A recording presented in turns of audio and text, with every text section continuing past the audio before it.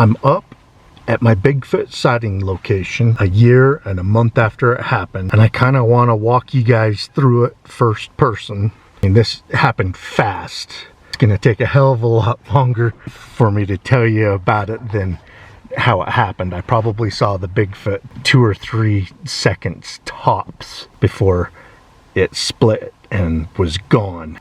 Jenny and I were headed to the top of Monte Cristo mountain to service 6 game cameras that we keep up there. They've been up there like 9 years or whatever it is, near some mountaintop springs where there's like close to a dozen Bigfoot sighting reports. 7 people over the last 40 years, some recent, some as long as 40 years ago, has saw the creature up there. So this mountain's a Bigfoot sighting hotspot. We were only halfway up the mountain. We're near a place called Derry Ridge. We pulled off, I'm only like 50 yards off pavement, the main road. We pulled off. It was kind of an emergency. Jenny had to go to the bathroom bad, so did I. And she took off and hid in the trees, the pine trees off over that way, to go to the bathroom. And I, just being a guy, I just stepped off right the front corner of my truck and I peed right there. And then I stood right there and watched in the direction for Jenny, making sure, you know, everything's okay. We're in the mountains. Then she came back. When she come back, we both hopped into the vehicle at the same time, closed our doors. I started my vehicle, and then I looked up into the rear view mirror, and you guys can see that back there. I look in the rear view mirror to back up and see that log back there. I saw a figure standing there, and like 100 thoughts went through my mind all at one time. You know, I was just creeped out. I thought it was some dude that was standing there watching us pee, you know, and he's off on the side of Jenny's side of the car. So I'm just like, this is so creepy.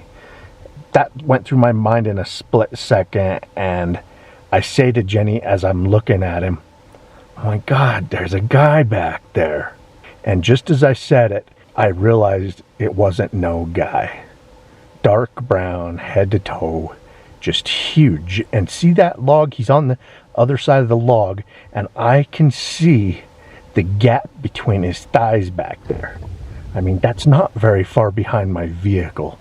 30-40 feet up on that embankment behind that fallen over tree. And as soon as I realized it wasn't a dude, and this all happened over like 2-3 seconds tops, it darted my side of the car, my direction, into the thick trees, and so it disappeared from the frame of my rear view mirror and my window. Well, I reached for a camera that we always have close by. I want to show you where. And this is the very camera that I snatched. I hurried and reached for the camera, and Jenny could see by the look on my face and me reaching for the camera, Jenny's like, that wasn't a guy, was it? And as she's saying that, I'm bailing out the door, running after this Bigfoot. So I bail out and I take off running where I saw it. And see, this is just the little dirt road that I was on. There's pavement up that way. And I go running up here. And when I get up to the log, see, it was standing behind that log and it ran off that way. Well, there was actually leaves on the tree at the time. I get up to this tree that it's standing behind, and this hits me at the belly button. This hits me at the belly button, and it was standing right there. It took off that direction. It ran behind this tree and off that way. So it was probably standing, I mean, right there or whatever it was. But when I got up here and seeing this log hit me at the belly button, and I could see like a foot of gap between its thighs and its crotch, between its legs. I knew that it was huge, and that's when I took a pause, like, oh, should I be running after it? But anyway, I'm scanning for the dang thing, and then Jenny catches up to me, and Jenny comes running up and she says, "You have no protection." So I went back to the vehicle and grabbed my mace,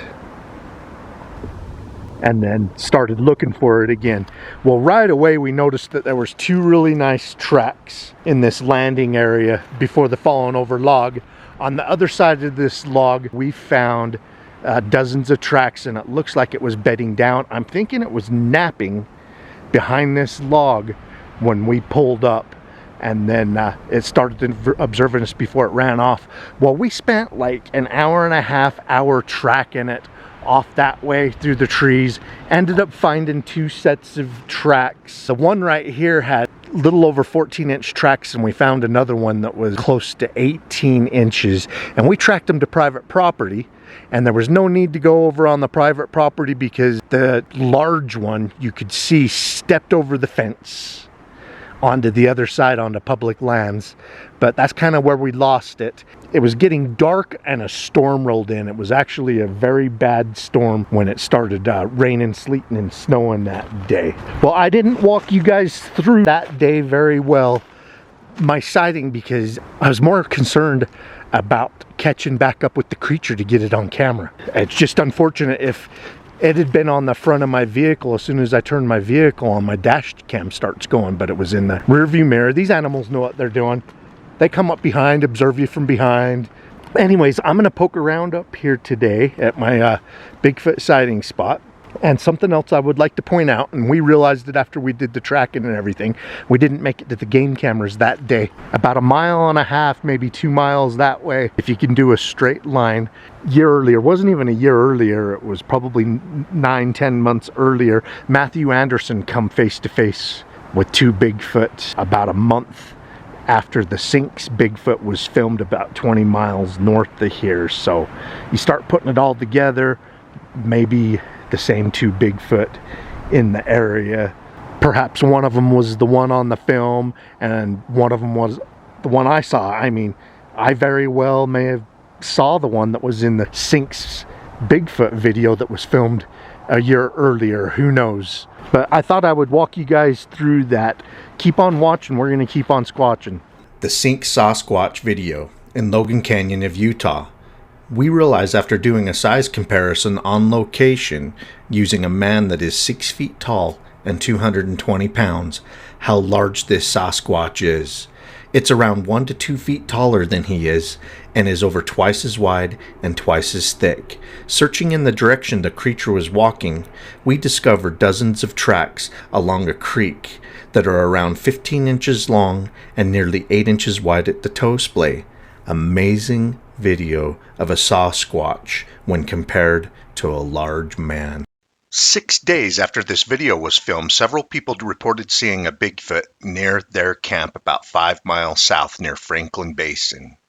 Then 4 weeks later, a man comes face to face with two large Bigfoot around 20 miles south on the Monte Cristo mountain, a place well known for Bigfoot sighting reports.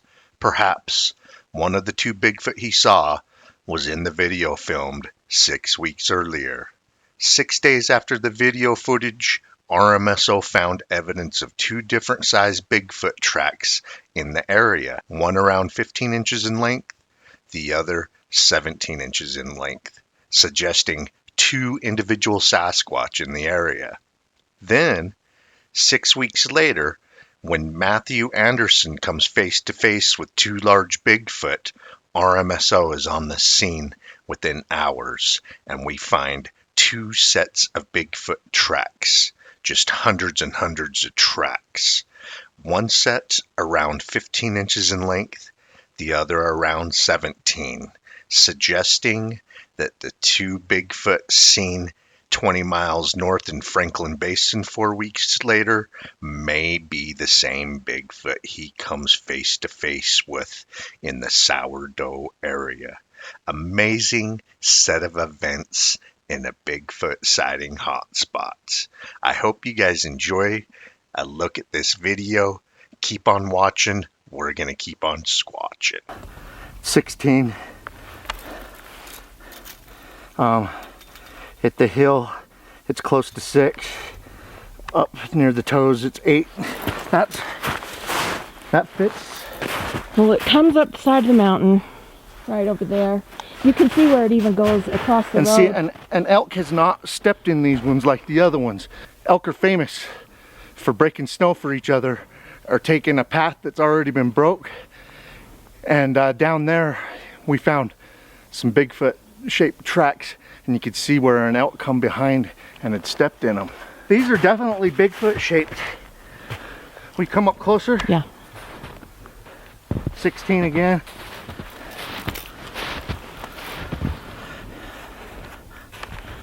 Almost 6, about 5, and yeah, just like the last one. Up near the toe area, 8. And let's see the...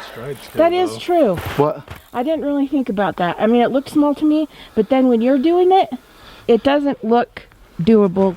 Well, it's not doable for me. Yeah. When I was coming through the trees over there, I was clear up to my thighs in some places. Let's measure that one real quick. This one's... Oh, a little kid could fit in that one. It shows 17 by over 8 there at the hill, 6. It's been defined with 16. I was hoping that... Oh, there they... See, I thought that they crossed right here, but they don't. They go over here.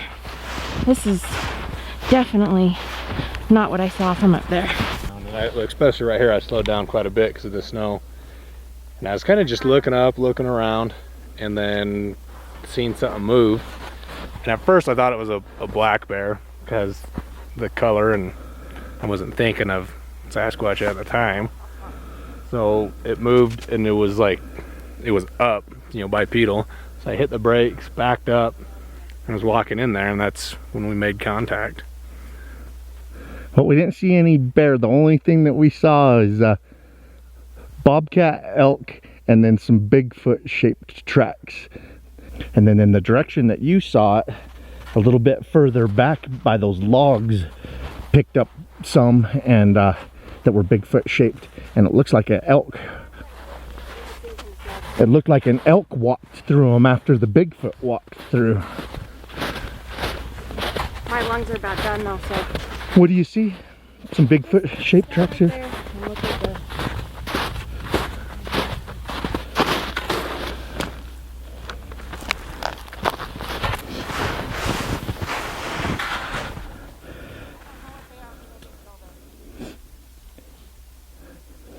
You can see where it drug its feet on top of the snow. It looks to me actually it was heading that direction. Looks like it stepped up there, swept the snow. So if that was its left foot, that's its right. Stepped from there with the left, swept right there, stepped.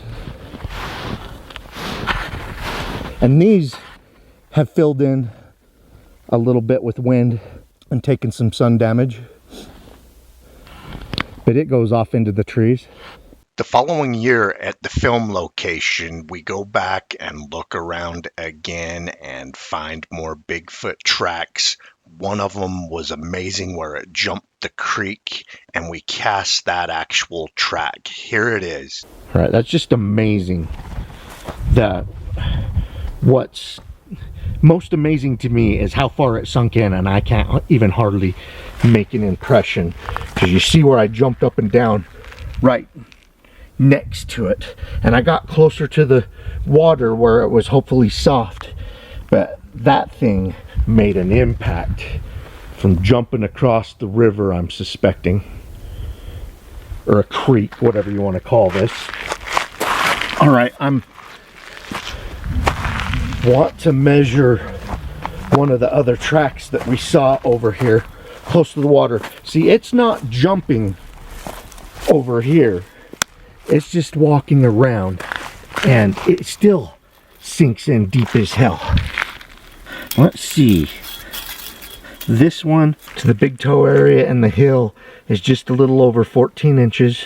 Now, I want to point out to you guys that a footprint is the damage it's doing to the substrate, the soil, and different conditions. It'll do different damage. It's not necessarily the true identity of the foot. Did you hear that? I heard like a whistling, screeching sound to our left while I was talking. Off that way. Wow. People, I've gotten 2 reports of vocalizations in this area. So Jenny and I come right to the closest spot that we have found footprints before, and we have found dozens in this area, casted one. And this one right here is definitely a candidate to be cast. Crazy.